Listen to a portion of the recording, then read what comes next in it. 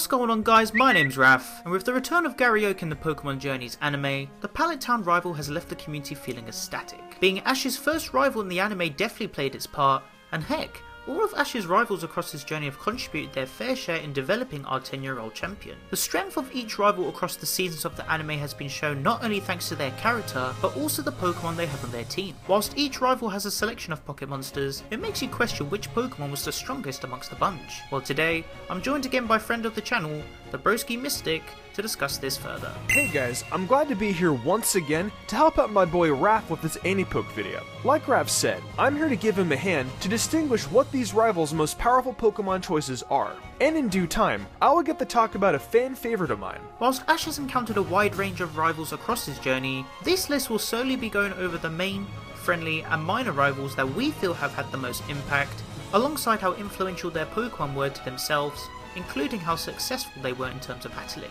Also, please note that this list is based on our own opinions, and we totally understand if some of you may disagree with our selections. But don't hesitate to drop a comment down below letting us know who you think is the strongest Pokemon owned by the respective rival, and we'll be happy to see all of them. Let's jump straight into it. Don't forget to leave this video a like to show your support, and I'll be sure to bring out my next video shortly. Make sure to subscribe if you're ready to keep up to date, and without further ado, let's begin. Earlier in my intro, I mentioned a fan favorite I get to talk about, that being Gary Oak's Pokemon. Now last week over on my channel, we did ranking Gary Oak's Pokemon weakest to strongest, so you should go check that out. This was originally supposed to be a collab, but some stuff kind of came up, but it's okay, because I'm here now. Anywho though, Gary's strongest Mons, in our opinion, are Blastoise, Umbreon, and Electivire. Starting with Blastoise, while we didn't see much of this Pokemon back in the original series, its appearance against Ash in the Johto League gave us enough information for us to know that it is probably Gary's strongest Pokemon. During the Silver Conference, it one-shot Ash's Heracross, managed to defeat Bayleaf with relative ease despite the type disadvantage, and did considerable damage to both Muck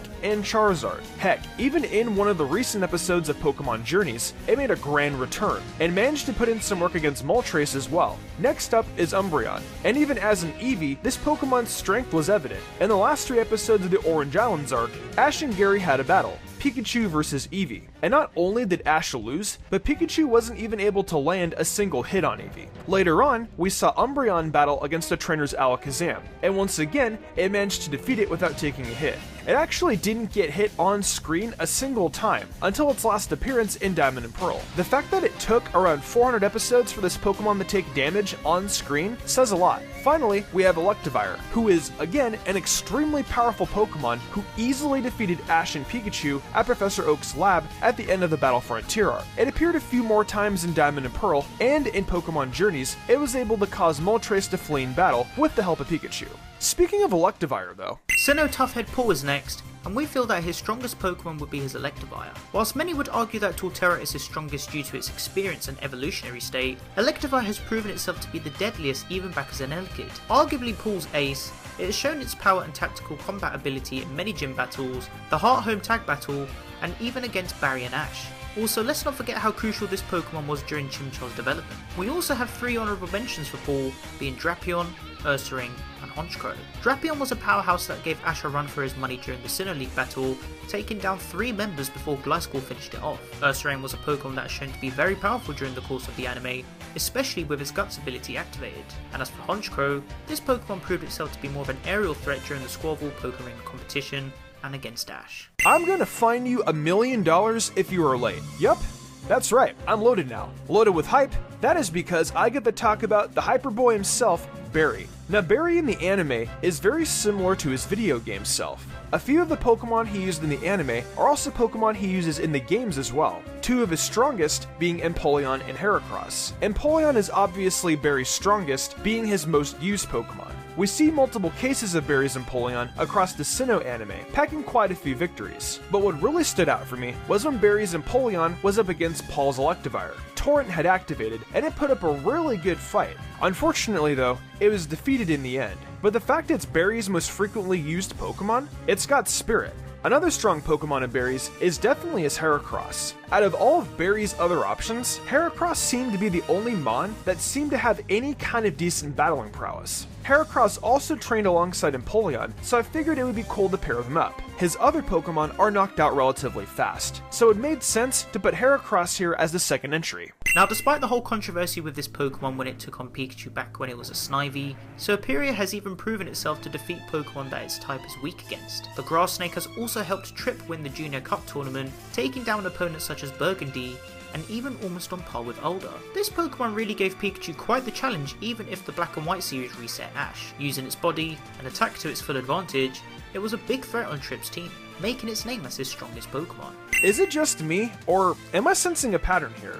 Well, believe it or not, Tierno's strongest Pokemon is a water starter, that Pokemon being his Blastoise. With Tierno's dancing abilities, he and this Pokemon were able to defeat Ash's Froakie, Serena's Fennekin, as well as battling against Clement and getting the Voltage badge, despite the type disadvantages. They both managed to make it all the way to the top 8 of the Kalos League before losing to Sawyer. An honorable mention for Tierno is his Raichu, who managed to defeat Sawyer's Aegislash. This one is obvious. It's my boy Lizardon. Charizard has had a track record for being a threat on Alan's team since day one. Partner Pokemon or not, it's been able to defeat a collection of Mega Evolutions, an insanely powerful Ash Greninja form, and even smacked a legendary Pokemon being Zygarde into unconsciousness. Being in its Mega Evolution state granted this Pokemon insane power, helping Alan sweep the gyms of Kalos, and of course, the Lumious Conference. Even though we hardly saw enough of the other team members, Bisharp would probably be Alan's runner-up due to it defeating Ash's Hawlucha despite the type disadvantage, and defeating his pseudo-legendary Goodra with ease. Sceptile is obviously Sawyer's strongest Pokemon.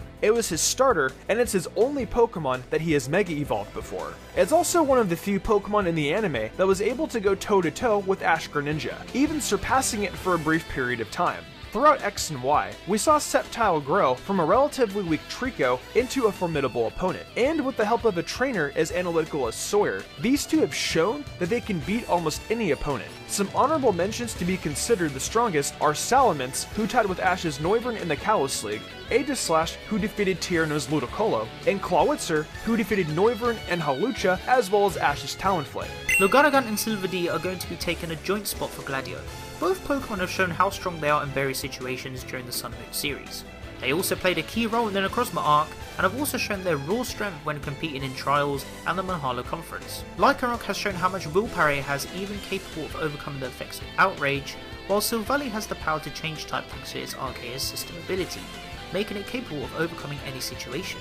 Both Pokemon are alike in terms of their power, even utilising the power of Z-moves, which indicates that they are both powerhouses, assisting Gladion greatly during his journey. Richie's three strongest Pokemon are easily Sparky the Pikachu, Happy the Butterfree, and Zippo the Charmeleon. Much like Ash, Sparky is Richie's main Pokemon, and while it didn't get much time to shine in the Indigo League, during the Lugia arc in Johto, it managed to help out a lot. Zippo, on the other hand, managed to beat Ash's Pikachu in the Indigo League, and Happy was able to beat Ash's Squirtle with a strategically timed Sleep Powder. An honorable mention for this team would have to be Cruz the Pupitar, who is easily able to overcome Butch and Cassidy, causing them to retreat.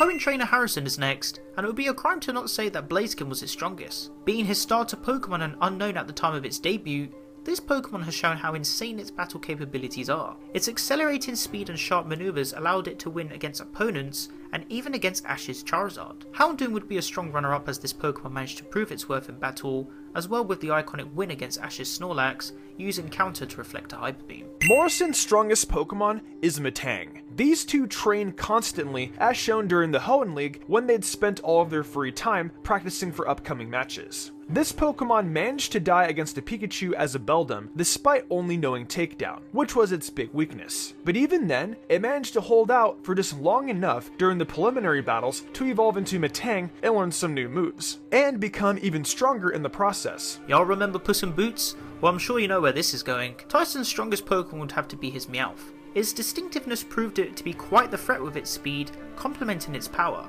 as I'm sure we can all agree. Honourable mentions will go to Metagross and Sceptile, as they put in a serious shift against Ash and other opponents, helping Tyson lead up to his victory in the Evergrande Conference. Of course, Tobias' strongest Pokemon is Darkrai. I mean, maybe this guy has a stronger Pokemon, but considering we've mostly seen Darkrai, who easily won the 8 Sinnoh badges and breezed through the first 4 matches of the Sinnoh League, we can only assume that Tobias uses Darkrai so much because it's his strongest Pokemon. Also, it goes to show that Tobias is so OP that the honorable mention of his team, Latios, is still stronger than pretty much every other Pokemon mentioned in this video, minus Darkrai of course. Yeah, this guy is definitely using an action replay. Now, whilst many would think Zebstrika is Stefan's strongest Pokemon, I would say Sork is a better option. Sork is a Pokemon that helped Stefan win a variety of battles, with the biggest accomplishments being the Wishing Bell Festival and Club Explosion Tournament. Stefan has shared a lot of heartwarming moments with Sork, allowing both of them to develop in heart and strength, especially during the battle with his rival Thrall. The fact that Cameron's Lucario managed to take out half of Ash's team in the Unova League, eventually winning him that battle. It managed to beat Ash's Unfezant and defeated Trainer's Gigalith, which maybe isn't that big of a deal for a Lucario, but it hadn't evolved yet, so it was still a Riolu. And after it evolved, its strength multiplied, seeing as it was easily able to take out Ash's Snivy and Pikachu afterwards, winning him the battle. A couple honorable mentions could be Ferrothorn and Samurai, who both have shown to be valuable members of Cameron's team. For Fire Specialist Kiawe, we chose Turtonator as his strongest. From its debut, Bakugamis has proven itself to be very strong and defensive, taking on multiple opponents at once and holding its ground. Turtonator has also shown itself to have a very trusting relationship with Kiawe, who confidently sends him in battle with his Charizard on the line. Being the voice of reason for Kiawe, this Pokemon played a key role in acquiring Marak on the team, and despite losing to Gladion Silvally, it still managed to put up somewhat of a fight. Even though Charizard is the Pokemon who was beside him during his childhood, Turtonator's impact alongside strength has shown it to be a key member. The coordinator and trainer himself, Nando, has some strong team members, but none are stronger than his Roserade. Even as a Budew, it managed to show off its strength by taking out Dawn's Piplup. And while it does have its fair share of losses, mostly to Ash, it's still Nando's strongest team member. It managed to get Nando to the top 8 of the Grand Festival, and any of its appearances on screen can tell you that it is completely in sync with Nando. Another strong Pokemon of Nando's is the one and only Kricketune. And on screen, this Pokemon has actually had a better battling record than Roserade, but it still isn't written as the ace, which is why we don't consider it to be as strong. That being said though, this Pokemon put in work in contests and battles, proving its versatility on Nando's team. Creepy Conway has a pretty decent team all round. However, we felt that Slowking, Dusknoir and Shuckle will take the name as the strongest in the form of a trio. Slowking's defensive power was made evident during the Heart Home City Tag battle when it was paired up with Hickory, especially with its safeguard tactics. This Pokemon assisted Conway and Dawn to reach the semi-finals of the competition.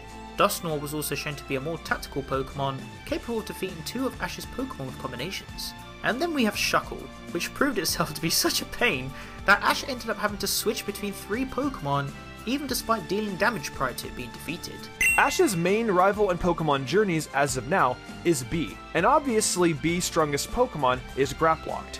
It's her ace, and the episodes we've seen it in have shown its raw power very well. Of course, it caught the Kanto Karate Master off guard when it defeated his Hitmonchan.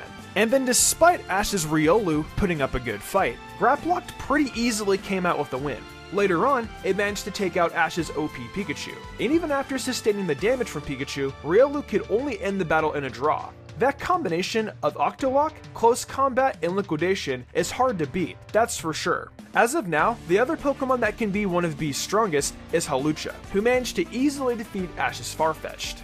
So there you have it. Those were our takes on what we believe are the strongest Pokemon owned by Ash Ketchum's rivals. Whilst Pokemon Journeys is still airing, we wonder which new rivals will be introduced, alongside how their Pokemon will define themselves and their strength.